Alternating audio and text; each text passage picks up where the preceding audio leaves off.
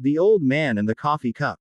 Every morning at precisely 7:30, Mia Carter wiped down the counter of Sonny's Diner, ready for her quiet regulars before the morning rush began.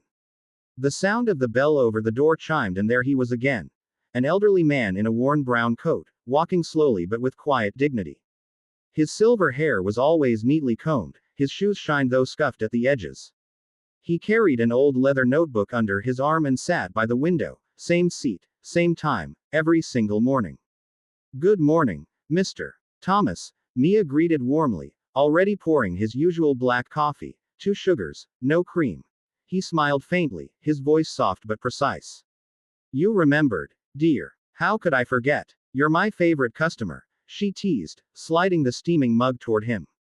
Over time, Mia learned bits and pieces about the old man. His name was Arthur Thomas, a retired architect who lost his wife a few years ago. He had no children, no family, or so he claimed. But he always tipped generously, even when it looked like he barely had enough for himself. Sometimes, she saw him sketching things in that old notebook: bridges, houses, even the diner itself.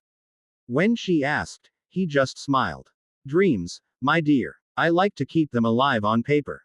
Mia, who was barely surviving on her waitress salary and taking night classes in design, admired him deeply. He reminded her that dreams didn't have an age limit. So she made sure his mornings were bright, a little extra syrup on his pancakes, a free refill when her manager wasn't looking, a kind word when his hands trembled holding the cup. But one cold Friday morning, Arthur didn't show up. Then Saturday. Then Sunday. By Monday, Mia felt an ache she couldn't explain. It wasn't just worry, it was the strange silence left behind where his laughter used to echo. Until Thursday came. The strangers in suits. It was almost 8 o'clock when a convoy of black cars pulled up outside the diner, an odd sight in their small town. The door swung open, and 4 men in dark suits stepped in. They looked like they belonged in a courtroom, not in a place that smelled like coffee and pancakes. Behind them, 2 lawyers followed, briefcases in hand. The whole diner went silent. "Can we help you?" Mia asked, wiping her hands nervously on her apron. One of the lawyers, a tall man with sharp eyes, stepped forward. "We're looking for a Miss Mia Carter." Her heart skipped. "That's me." He nodded slightly, as if confirming something. "Miss Carter, we represent the estate of Mr. Arthur Thomas. He instructed us to find you." Mia froze. "Estate?" Her voice trembled. "Arthur?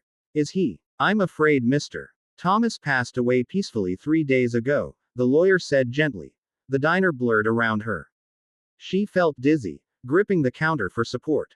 Tears welled up as she whispered, "He was just here last week," the lawyer continued, unfolding a sealed envelope. "Before his passing, Mr. Thomas left a personal letter and instructions addressed specifically to you. We are also to escort you to his property for a formal reading of his will." People in the diner stared. Mia shook her head, confused. "There must be a mistake. I barely knew him." The lawyer exchanged glances with his assistant. "Mr. Thomas made it very clear. He said, and I quote, 'She's the only one who ever cared without asking for anything in return.'" Her throat tightened. The old man she served coffee to every morning had remembered her like family. The lawyer gestured politely toward the door. "Please, Miss Carter, if you would come with us." Mia looked around helplessly at her coworkers, at the only place she'd known for years, then back at the black cars waiting outside. Something told her this wasn't just about coffee or kindness. It was the beginning of a secret the old man had hidden all along. The legacy of Mr. Thomas. They drove for nearly an hour out of town until the buildings gave way to forested hills. Then, the car turned onto a long driveway lined with old oaks, and at the end stood a grand, ivy-covered mansion. Mia stared in shock. "Arthur lived here." The lawyer nodded. "Mr. Thomas was not merely an architect, Miss Carter. He was the founder of Thomas Design and Infrastructure, one of the largest firms in the country." Her eyes widened. The gentle old man who always carried a shabby notebook was a billionaire. Inside the mansion, the air smelled of polished wood and time. Portraits lined the walls, Arthur and his late wife, smiling in their younger days. The lawyers guided her to a library where everything seemed untouched. On the desk lay the familiar leather notebook. The lawyer handed her the envelope. "He wanted you to read this first." Mia's hands shook as she opened it. Greater than my dear Mia, I imagine you're sitting here wondering why an old man like me would trouble you with lawyers and letters. The truth is, I had everything money could buy except kindness. Every morning, your smile reminded me that humanity still exists.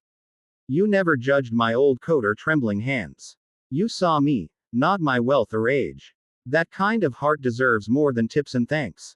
I saw your sketches, the ones you scribbled on napkins when you thought no one noticed. You have talent and dreams like I once had.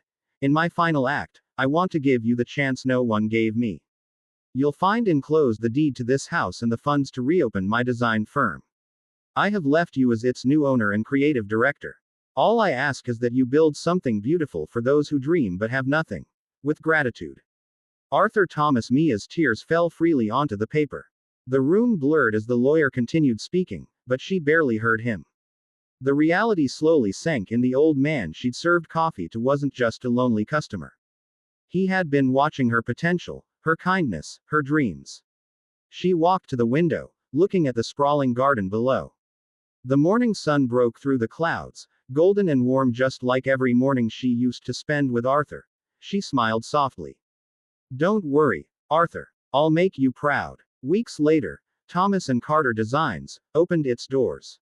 A photo of the old man sat at the front desk beside a steaming cup of black coffee, 2 sugars, no cream. And every morning, Mia greeted that photo with the same words she always had. Good morning, Mr. Thomas. Because some kindnesses don't fade with time. They build legacies.